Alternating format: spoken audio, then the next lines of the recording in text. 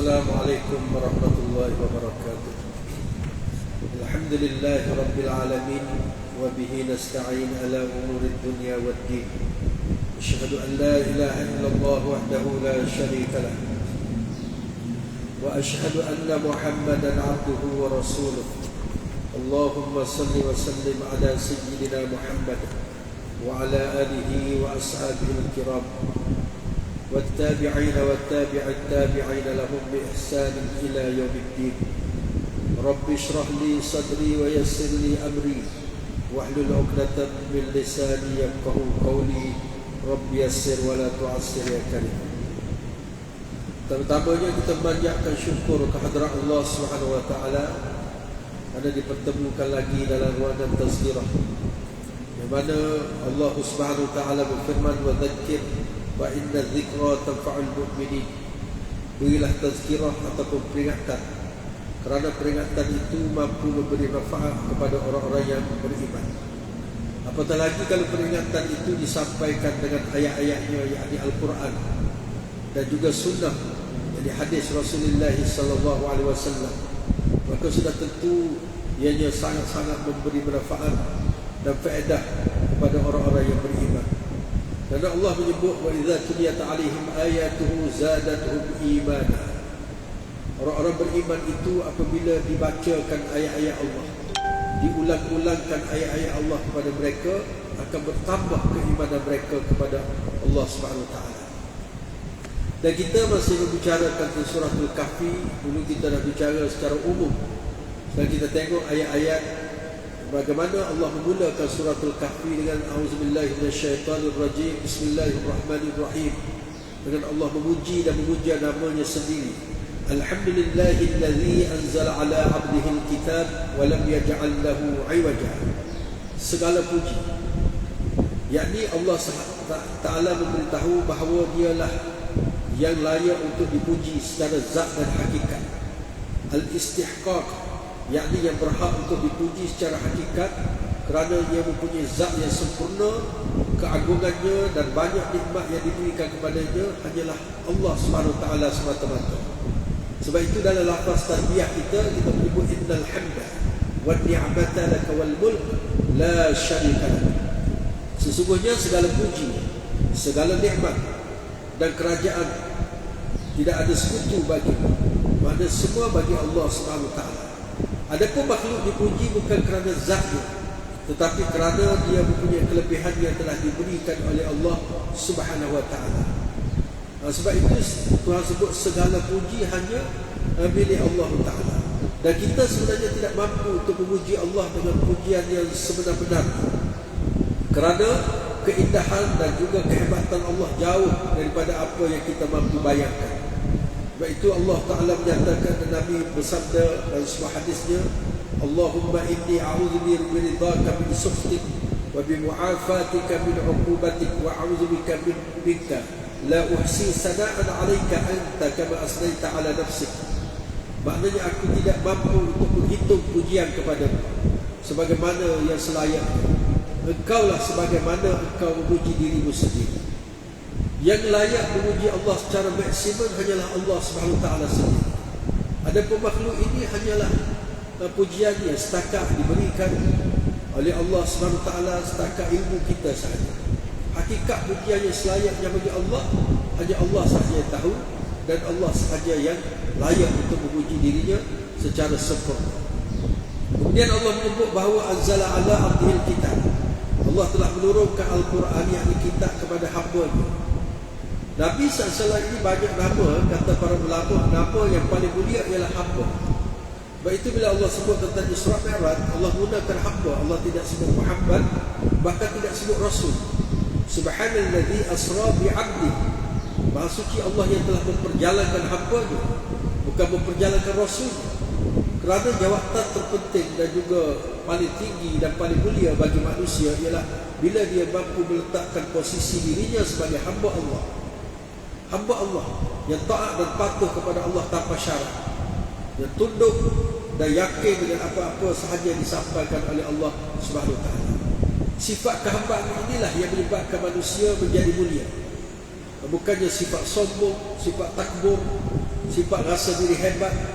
Ini semua sifat-sifat yang tidak layak dipakai oleh makhluk yang merasakan dirinya sebagai hamba Allah Subhanahu Wa Taala.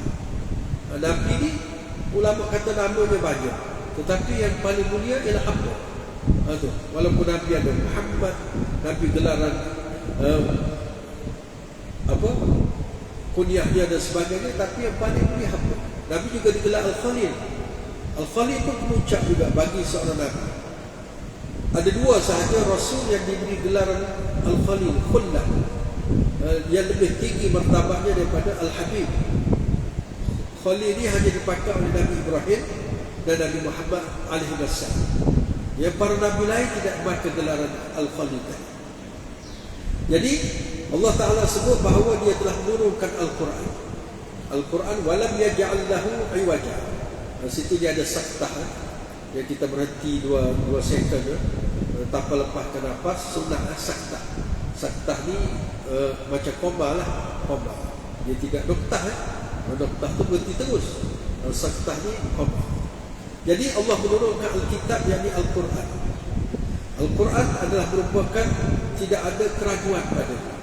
Tidak ada keraguan dari segi bahasa Arabnya, dari segi kefasihannya, apa sahaja pun, dari segi ilmunya tidak ada sedikit pun keraguan kepada Allah, kepada Al-Quran itu sendiri. Sebab tu Al-Quran tidak mampu dikritik oleh pakar-pakar bahasa sampai sekarang.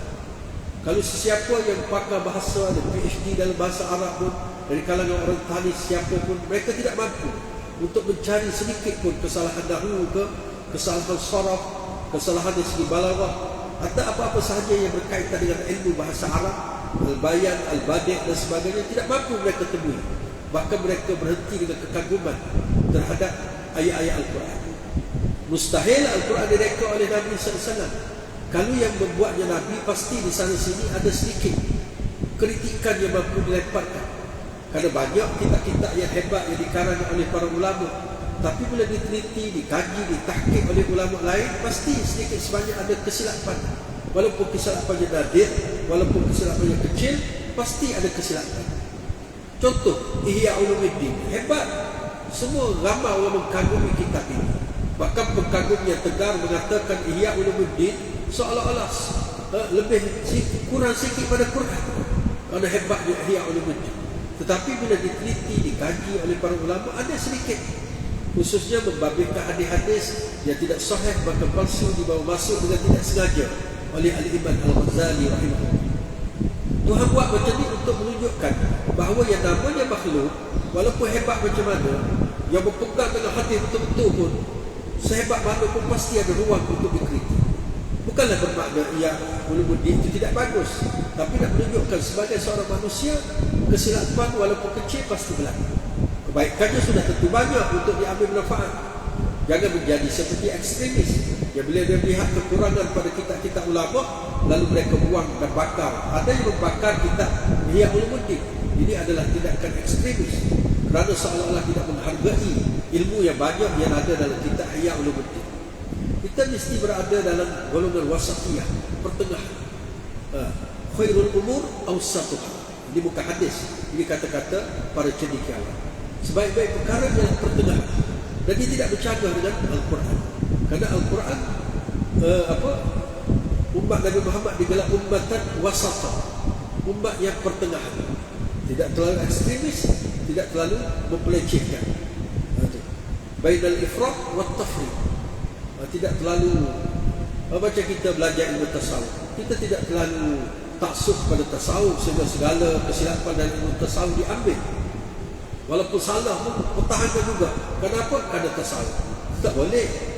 Ataupun kita melecehkan langsung. Sedangkan ilmu tasawuf itu adalah manifestasi daripada ilmu akhlak, daripada ihsan yang baik diambil. Sifat-sifat mahmudah sebagai contoh dan sebagainya, itu merupakan sifat-sifat yang memang disebut dalam hadis.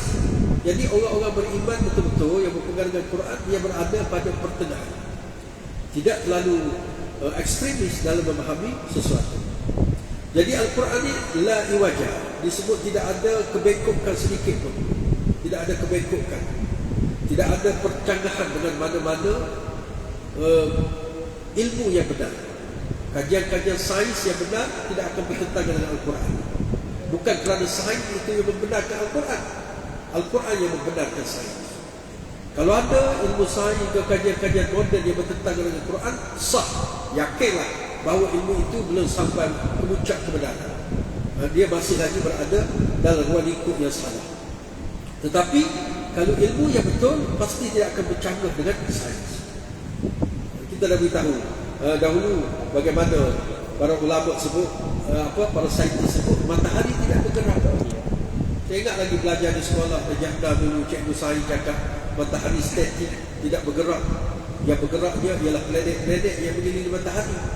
Tetapi Quran dah sebut 1400 tahun lebih. Wasyamsu tajri li mustaqarrin laha. Dalam surah Yasin pun, bukan surah yang tak biasa didengar oleh orang Melayu, khususnya surah Yasin yang dibaca setiap malam Jumaat oleh datuk nenek kita. Dalam itu disebut wasyamsu tajri, dan matahari tajri, bergerak. Dia gunakan fi'il mudhari' yang menunjukkan istimrar, bergerak tanpa henti. Li mustaqarrin laha, dalam orbitnya, dalam paksinya. Dulu saintis tak bergerak. Akhirnya bila saintis dah mampu mereka teleskop yang berkuasa tinggi yang boleh melihat pergerakan matahari yang terlampau laju itu, barulah mereka yakin bahawa matahari juga bergerak. Habis nak kata siapa betul? Tentulah Quran yang betul. Sains lambat, ada setengah-setengah perkara sains lambat. Al-Quran sudah menjelaskan lebih dahulu daripada sains tentang contoh kejadian manusia dalam rahim ini. Quran dah jelaskan 1400 tahun lebih, ketika belum ada alat lagi untuk melihat bagaimana proses kejadian bayi janin dalam perut ibu. Al-Quran sudah mendedahkan step-stepnya yang tidak mampu dibantah oleh mana-mana ilmu dan mana-mana saintis yang benar-benar jujur dalam kajian. Ini jelas. Kalau Nabi Muhammad SAW reka Quran, Nabi SAW bukan saintis. Maknanya Nabi bukan tahu benda-benda macam ni kecuali benda yang diberitahu oleh Allah. Ini perkara gaib. Nabi sebagai manusia tidak tahu. Sebab tu disebut qul innama ana basyarun mislukum yuha. Katakanlah Muhammad, Nabi ni basyarun, manusia, cuma diberi wahyu. Kalau diberi wahyu Nabi tahulah. Kalau tak beri wahyu Nabi tak tahu. Sebab tu Nabi tak tahu bila kiamat akan berlaku. Memang Nabi beritahu kiamat berlaku, tapi bila secara spesifik Nabi tak tahu. Kerana dia bukan gaib dan Allah tidak beritahu Nabi SAW, maka Nabi pun tak tahu. Bukan semua Allah beritahu kepada Nabi SAW. Jadi dia tidak diberitahu, Nabi tak tahulah. Sebab tu kita jangan melampau-lampau dalam memuja Rasulullah dari sudut sampai seolah Rasulullah ni bukan manusia. Sampai dia kata Nabi ni daripada cahaya. Dengan satu ceramah dia kata Nabi bila bertitik beluh dia kemudian meletup macam kita di Sneland, dia keluar macam mengapi cahaya. Sedangkan disebut Nabi ni manusia. Hadis-hadis tentang Nur Muhammad tak ada satu pun yang bertaraf sahih yang boleh dijadikan rujukan dan juga hujah. Saya kalau belajar UKM mungkin kenal Dr. Huda Muhsin, guru hadis, BA, Master, PhD, Universiti Al-Azhar dalam bidang hadis. Jangan dah dekat orang BA, Master, PhD bidang hadis di Universiti Al-Azhar. Kalau ada pun sampai Master, lepas tu PhD, mungkin dia sama UIA, UM, UKM. Ini semua kurang-kurang 15 tahun pun.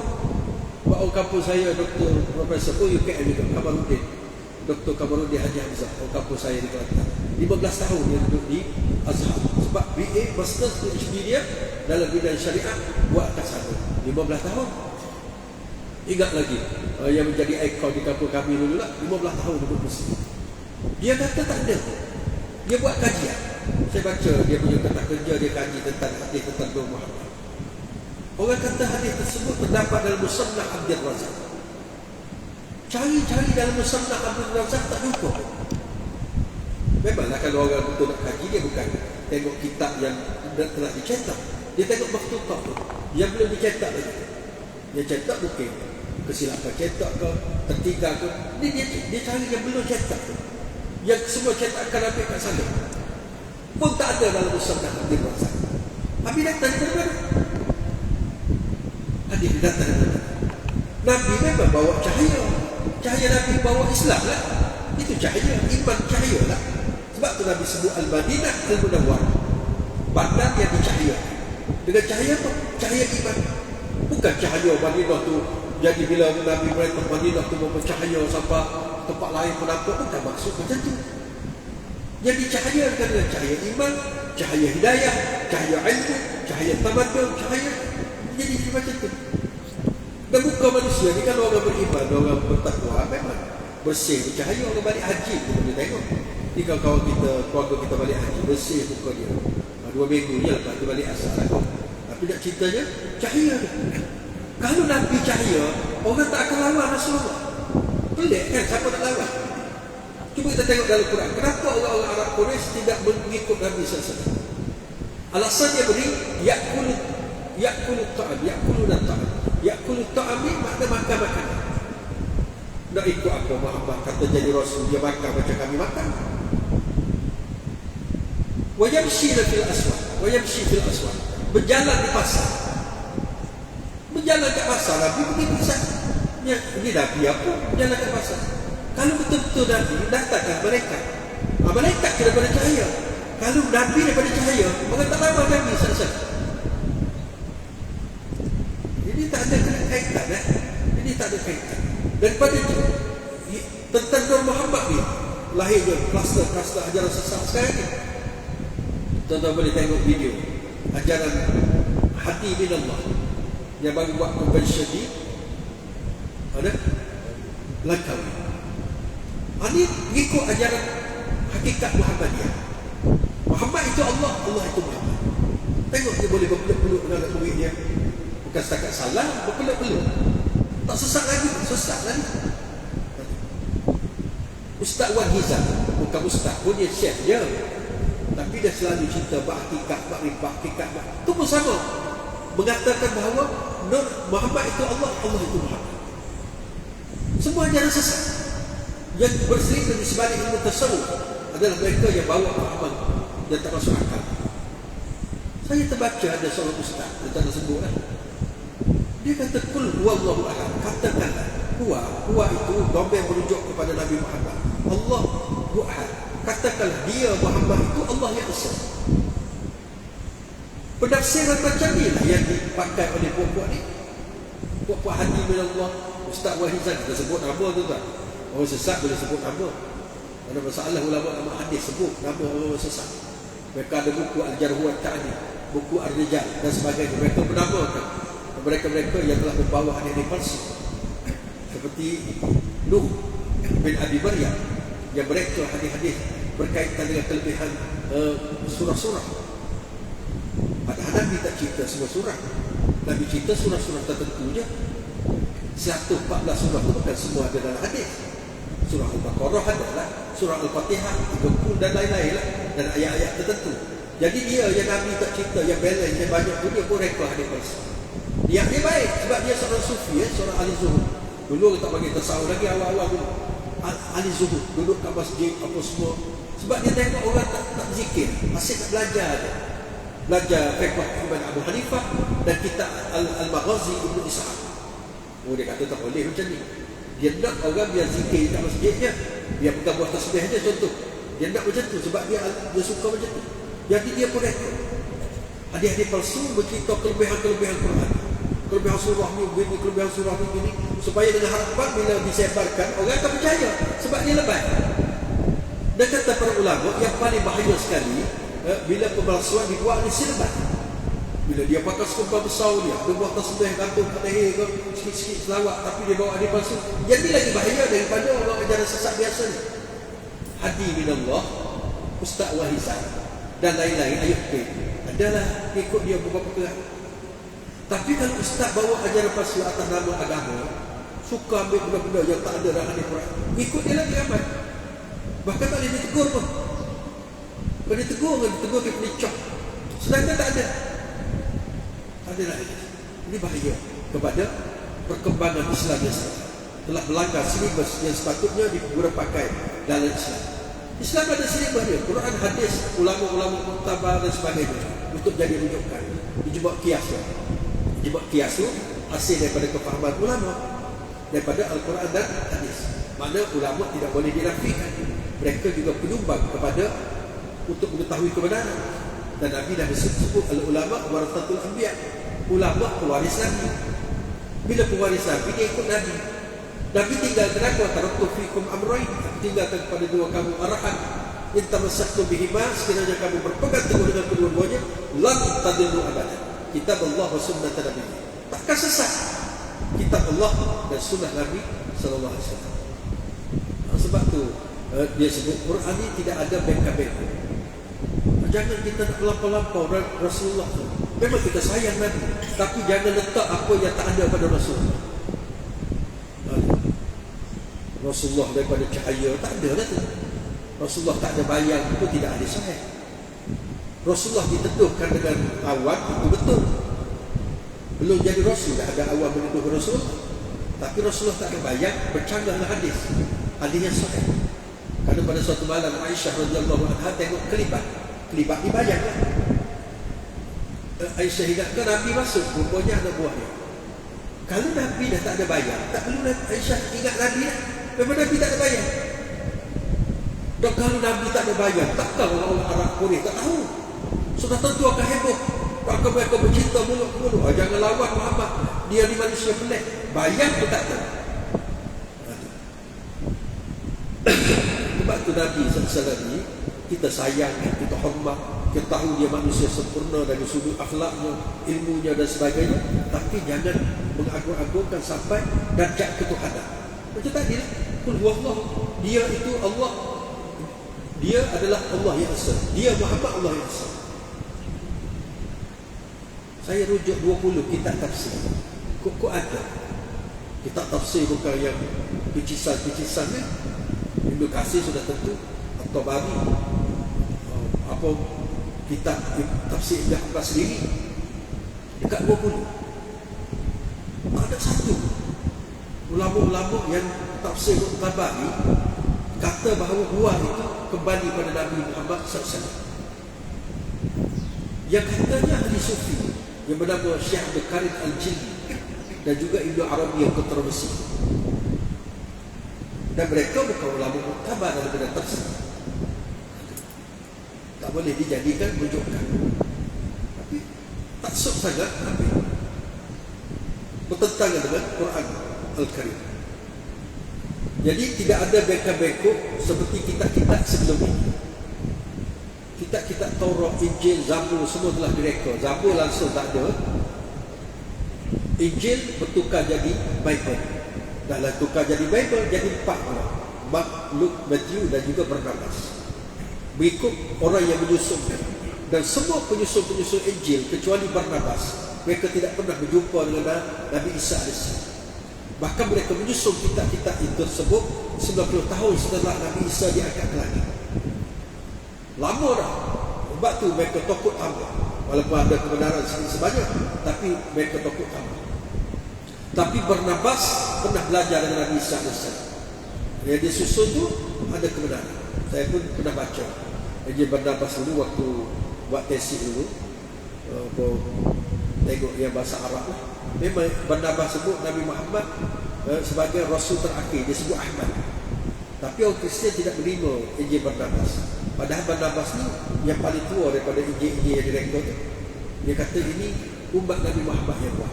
Padahal Barnabas bukan hidup pada zaman Nabi SAW. Ini kerana benda-benda tak ada semua. Kalau kita baca kitab-kitab mereka yang pelik-pelik, Allahu Akbar. Nabi Yahya bergusti dengan Allah. Dan Nabi Yahya benar dalam kitab Perjanjian Lama. Dia sebut lagi tak logik, yang benar-benar tak logik, tak masuk akal. Antaranya Nabi Ayub ini adalah orang yang teruk sampai tak boleh menerima hakikat bahawa dia sakit. Tidak sabar mencela takdir. Seolah-olah Nabi Ayub ini tak ada iman dengan qada dan qadar Allah. Kerana Nabi Ayub diuji sakit. Mereka fitnah Nabi Ayub. Sedangkan fakta dalam Quran menyebut Nabi Ayub Nabi yang penyabar, yang diuji. Boleh. Dalam kitab Injil sebut bahawa kalau orang percaya dengan Injil, minum racun, dia tak akan mati. Sebab tu baru dia ada seorang pendakwah yang tersebar di YouTube. Dia cabar pendakwah-pendakwah Kristian yang berdebat dengan dia supaya minum racun. Dan orang tu cabar dia balik. Nabi kamu kata kalau minum racun, kalau makan kurma ajwa, minum racun tak akan mati. Lalu betul-betul dia minum dengan penuh tawakal. Dan alhamdulillah dia hidup sampai sekarang. Boleh tengok dari YouTube dia minum racun. Yang Kristian tak berani, walaupun dalam kita ada. Kita dalam hadis cakap, kalau makan kurma ajwa selama 7 biji sehari, dia akan terselamat daripada sihir dan racun. Dia menjadi antibody kepada tubuh. Makan secara konsisten lah. Dan jangan cuba-cuba pula.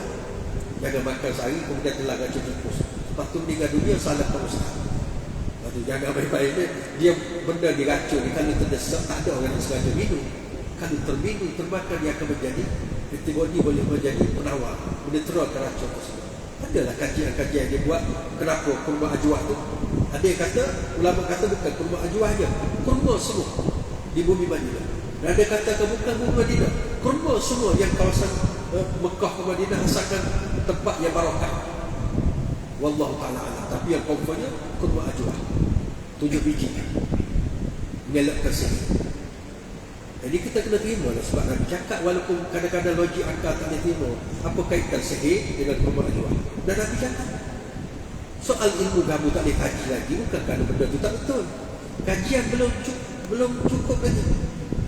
Buatlah kajian nanti. Kenapa?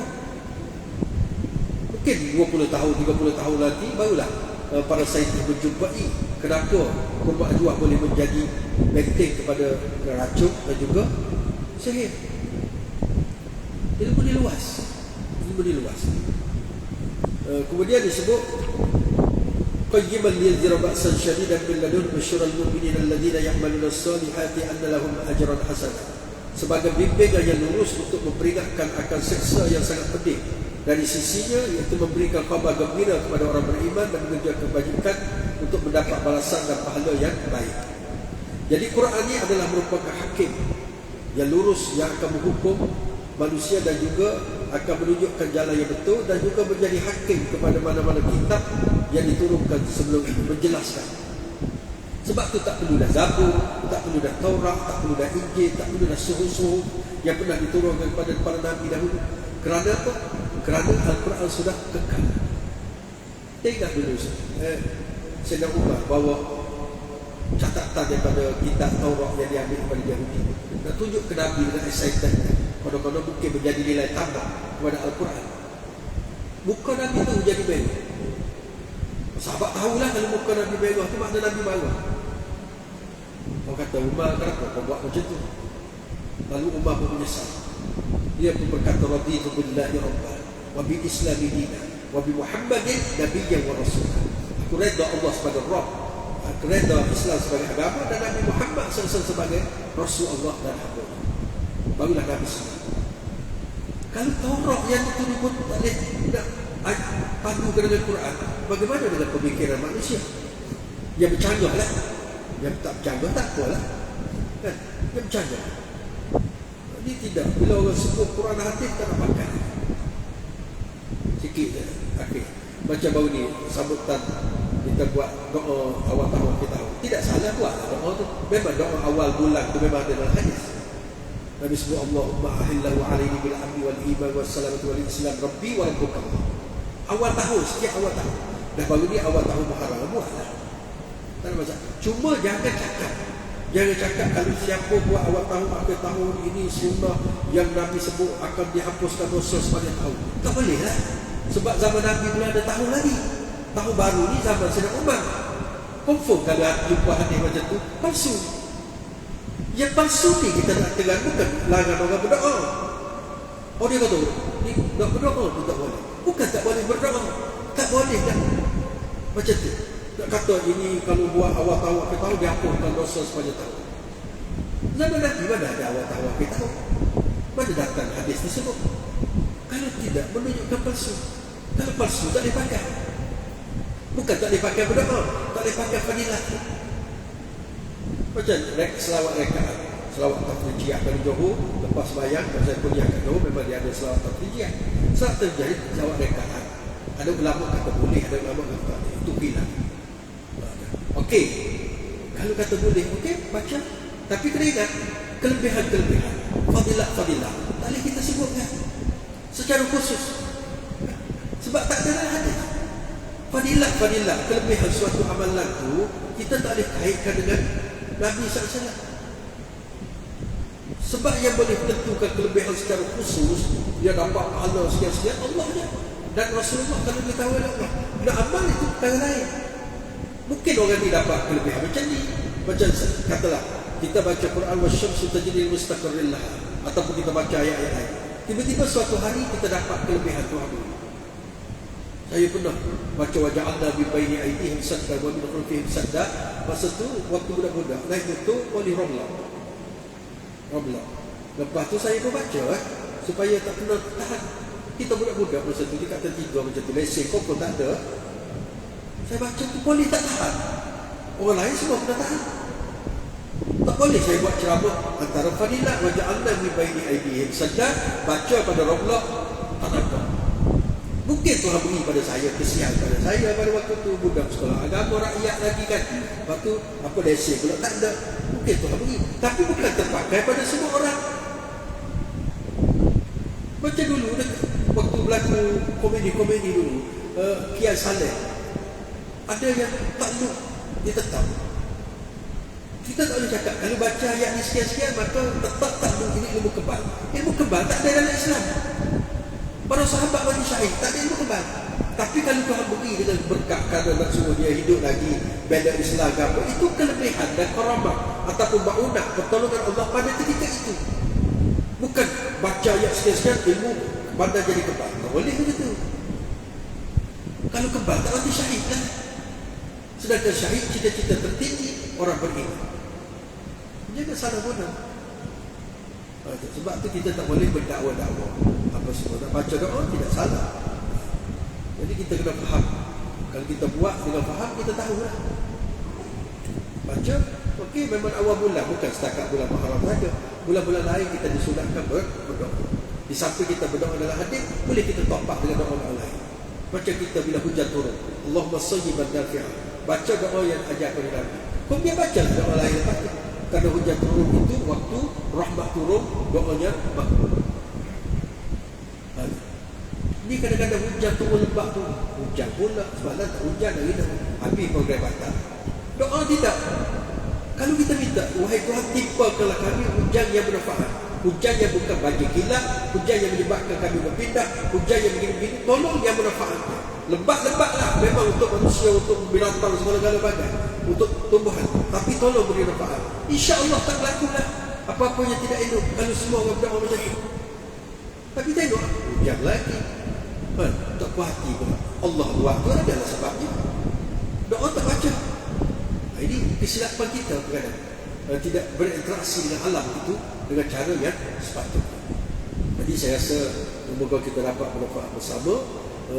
Kita kena ingat bahawa Al-Quran itu tidak ada keraguan, dan dia khabar gembira kepada orang-orang beriman. Dan Allah jaga Quran tidak ada tangan-tangan yang mampu merubahnya, walaupun satu huruf, walaupun satu baris.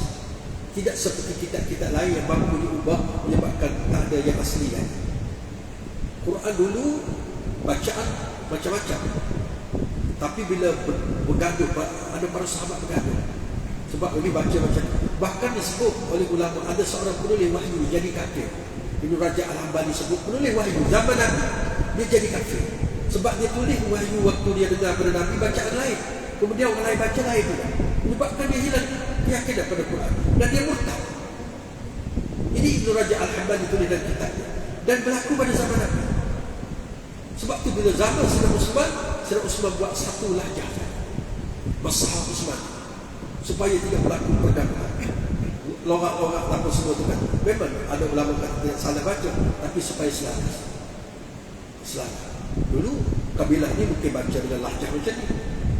Macam kita orang Kelantan ulah, orang Kedah ulah, orang Melaka ulau. Semua sama je. Cuma dia punya slang ya. Ini Quran ni dah selaras dah.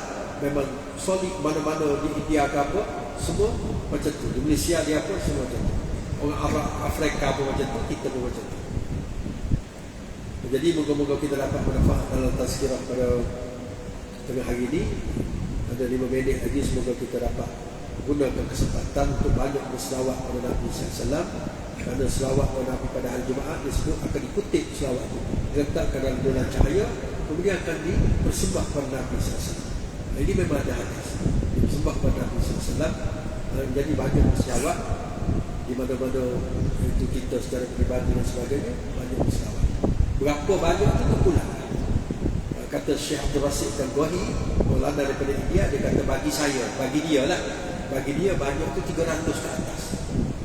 Kalau 300 ke bawah tu ijtihad dia tak banyak, maka kita pun boleh ambil lah pendapat dia ni, mungkin 300 ke atas, nak 1000 ke 2000 ke terpulang. Nak pakai ketik-ketik ke, buat tasbih ke, tak ada masalah. Nak pakai jari ke, itu terbaik. Tak perlu bergaduh, itu hanya teknikal saja. Yang pentingnya lafaz selawat itu, yang pentingnya selawat itu. Jadi insyaAllah tertangguhkan dengan kafaratul majlis. Subhanakallahumma wa bihamdika asyhadu an la ilaha illa anta astaghfiruka wa atubu ilaik. Bismillahirrahmanirrahim. Wal 'asr innal insana lafi khusr الذين آمنوا وعملوا الصالحات وتواصوا بالحق وتواصوا بالصبر.